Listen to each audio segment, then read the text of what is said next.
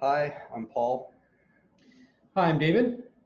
I'm a beer enthusiast and drinker, and Dave here is actually a beer judge and a brewer, home brewer.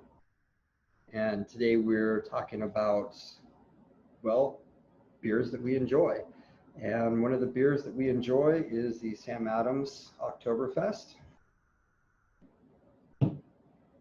Probably one of my favorite beers of all time. I don't know how you feel, Paul. Actually, I do know how you feel because I think that we had a lot of the same kind of experience together, Yeah, which was we've this been introduction to friends. beer.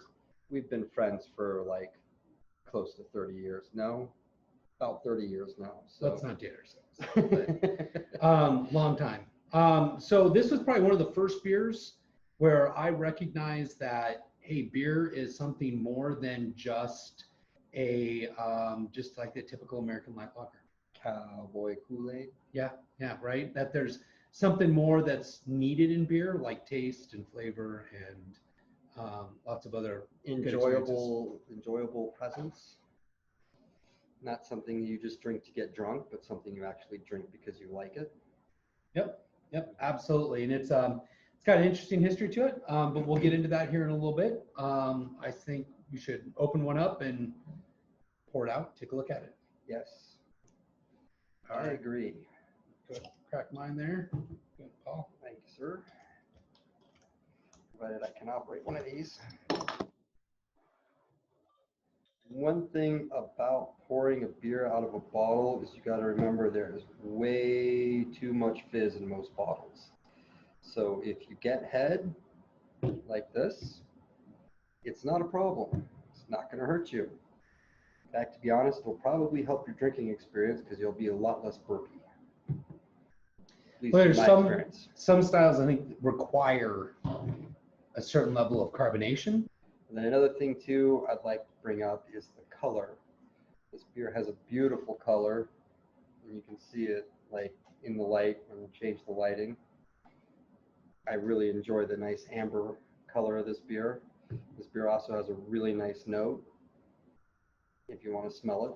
So now the downside to how you poured your beer is it's really hard to get a really good sniff of it. That's So fine. one of the things that I steal from the wine industry is the sampling and smelling and going through that process. Yeah, I'm a beer drinker, drinking not beer. a judge, so I don't have that prejudice.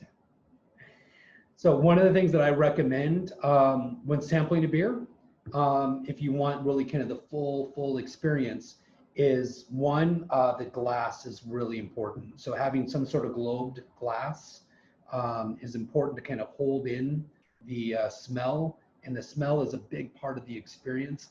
If you realize it, some people say they don't smell, and I completely understand that, but you might not realize that how important it is as part of the experience. So I recommend taking a big sniff in, holding your breath, having a drink, and then releasing the breath. So I'll show an example.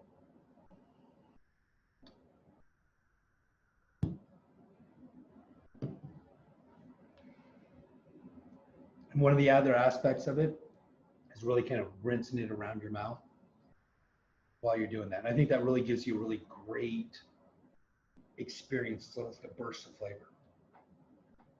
One thing I will say that I do like about beers like the Oktoberfest is not only is the flavor itself good, it's not overpowering or strong, but it's got a very pleasant aftertaste.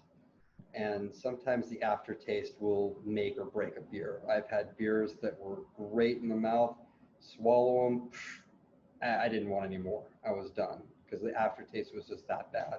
And I've had other beers like I don't like stouts, but I've had some stouts. I swallow the stout. Once the flavor is gone from the stout, the aftertaste was just amazing. And it made me really wish that I liked stouts because frankly, that aftertaste alone was enough for me to actually want to drink more of it.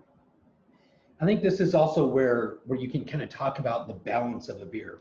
So from a brewing standpoint, one of the aspects you're always trying to balance is there's a certain level of bitterness, a certain level of sweetness, a certain amount of alcohol. There's a certain amount of flavor, like some of that hoppy flavor that you're trying to put into it. And then when you finish it off with the right amount of carbonation, just kind of like what you mentioned before, is if it's overly carbonated, it's going to have a different flavor. It may actually even put you off on the beer.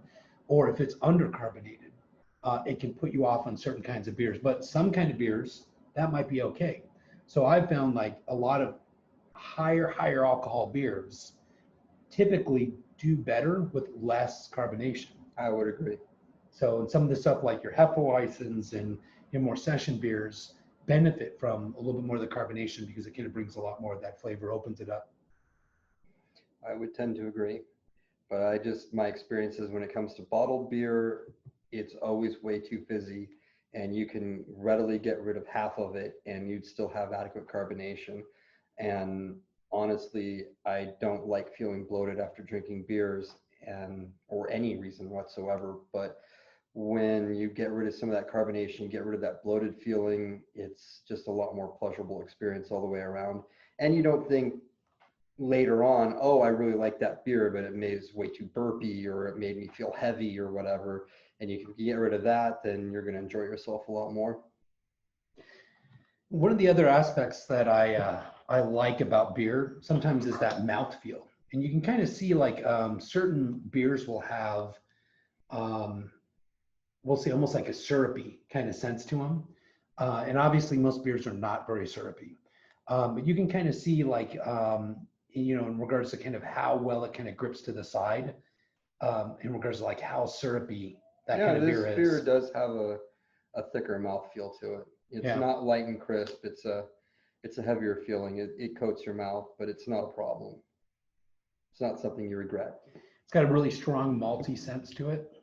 Leaves a little bit of sweetness, kind of finishes with a little bitter note, but I think that balances out the fact that it's somewhat of a sweeter beer comparative. Yeah, it's good stuff. I definitely recommend it. I haven't actually had bad Oktoberfest.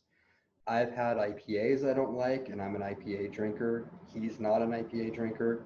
I've had lagers that I didn't care so much for. I've had stouts. Obviously, I don't care much for them, but there's just lots of beers I've had that were not good, and some that were amazing. Like I've had pale ales that were godsends, and I've had pale ales that were just like, why did I even put that to my mouth?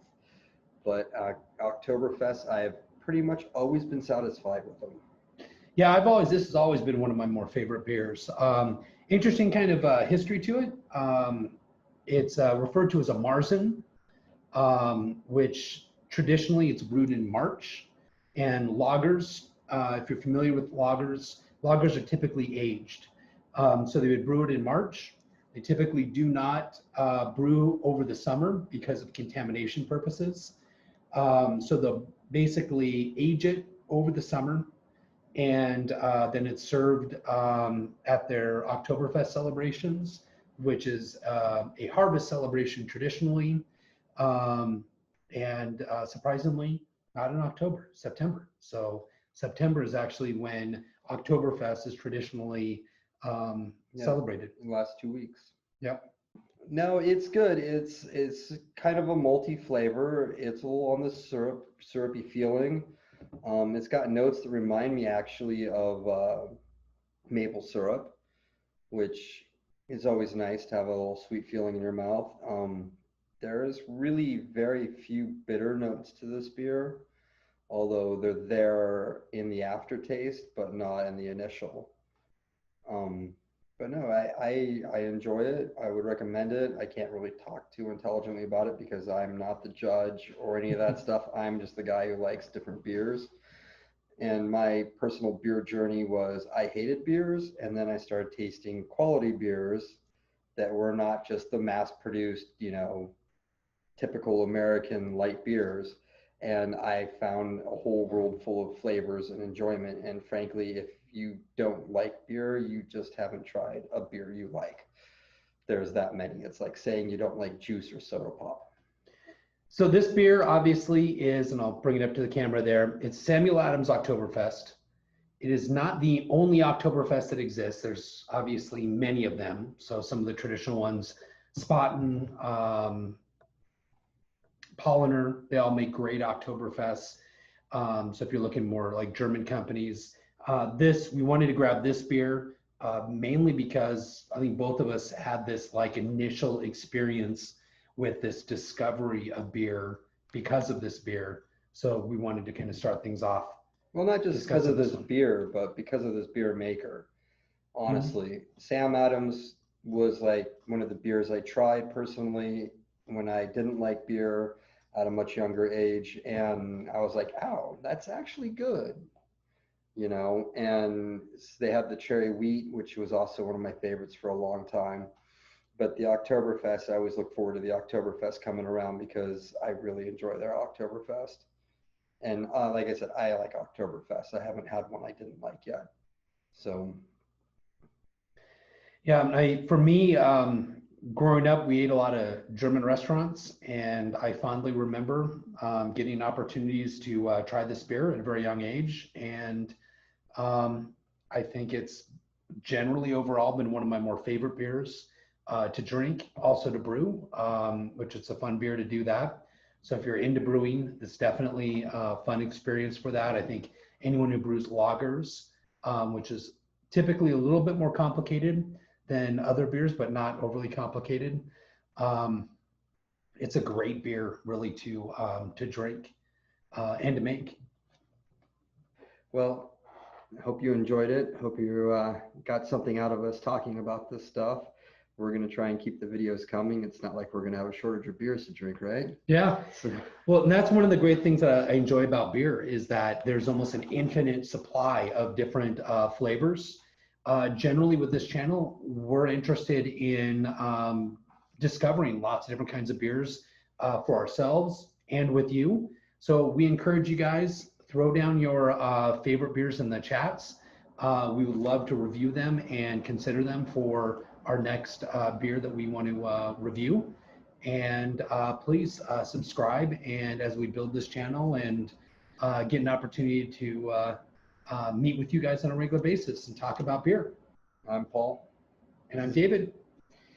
Hi, I'm Paul.